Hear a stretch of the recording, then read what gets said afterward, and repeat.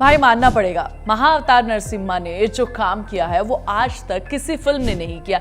Release हुए पूरे 30 दिन से ज्यादा हो चुके हैं, ये फिल्म अभी भी थमने का नाम ही नहीं ले रही है यार। सोचो, सिर्फ 4 करोड़ के बजट में बनी है एनिमेटेड फिल्म अब तक 291 करोड़ रुपए कमा चुकी है। जहां बड़ी बड़ी 300-400 करोड़ रुपए खर्च करके भी फिल्में हाफ जाती है, वहां ये फिल्म सिर्फ अपने कंटेंट और अपनी कहानी के दम पर रिकॉर्ड्स बना रही है। भाई डे 30 पर नरसिम्हा ने 5 करोड़ की कमाई की। डे 1 पर इसका कलेक्शन 1.75 करोड़ था और डे 30 पर 5 करोड़ यानी पहले दिन के 3 गुना ज्यादा ग्रोथ ऐसा होता है जो अभी तक बॉलीवुड शायद नहीं देख पा रहा है। 30 दिन का कुल कलेक्शन। अब हम बस इस बात की इंतजार कर रहे हैं कि ये 300 करोड़ का आंकड़ा कब पार करे। यार जिस तरीके से रिस्पांस मिल रहा है, लगता तो ये है कि भारत नेट कलेक्शन 225.35 करोड़ रुपए ग्रॉस प्रॉफिट इन्हें हो जाएगा और ग्रोस कलेक्शन 262.70 करोड़ रुपए है। ओवरसीज कलेक्शन 24 करोड़ रुपए है।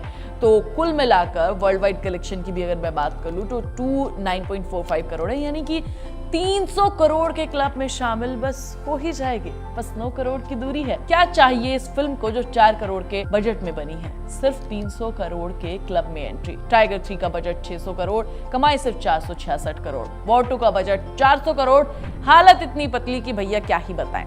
सिंघम मंगेन की पूरी स्टार कास्ट, पूरी फौज लग गई लेकिन पब्लिक का दिल नहीं जीत पाई।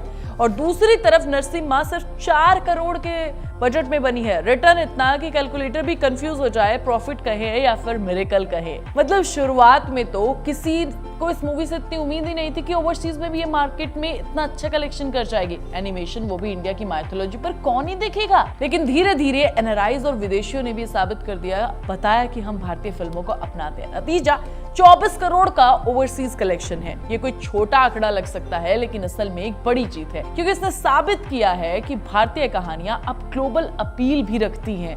वहां भी लोग उन्हें देखते हैं, है ना।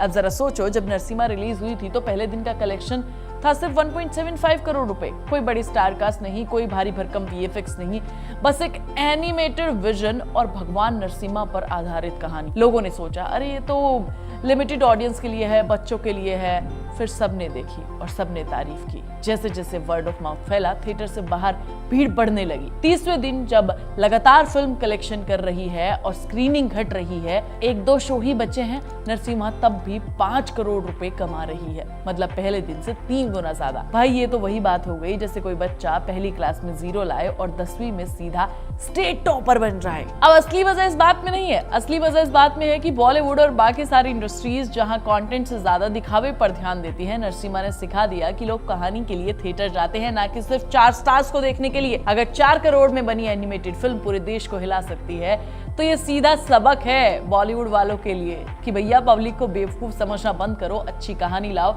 खुद हिट हो जाएगी। तो भाई और बहनों, आज हालात ये हैं कि जहां बॉलीवुड की 500-600 करोड़ वाली फिल्में सीधा वीकेंड निकालने के लिए तड़प जाती हैं, सोचती हैं कि डूब जाए क्या यहीं, वहां नरसिम्हा 30वें दिन भी कलेक्शन कर रही है, बहुत ज्यादा कमाई कर रही है। कहानी है जंगल के छोटे हाथी, शेर, इन सब की, लेकिन छप्पर फाड़ दिया है। पब्लिक का मैसेज साफ है, हमें स्टार्स नहीं चाहिए, हमें कहानियां चाहिए, हमारी रूटेड कहानियां जो हमें पसंद है, हमारी माइथोलॉजी से रिलेटेड कहानियां, या फिर उसमें एक इमोशन होना चाहिए, बस उसे हम पसंद कर लेंगे। तुम क्या सोचते हो इस बारे में? मुझे कमेंट करके जरूर बताना। सुहानी तुम्हें नेक्स्ट वीडियो में मिलेगी, तब तक तुम प्लीज चैनल को सब्सक्राइब करो, वीडियो को लाइक और शेयर करो और बेल आइकन दबाना बिल्कुल मत भूलना।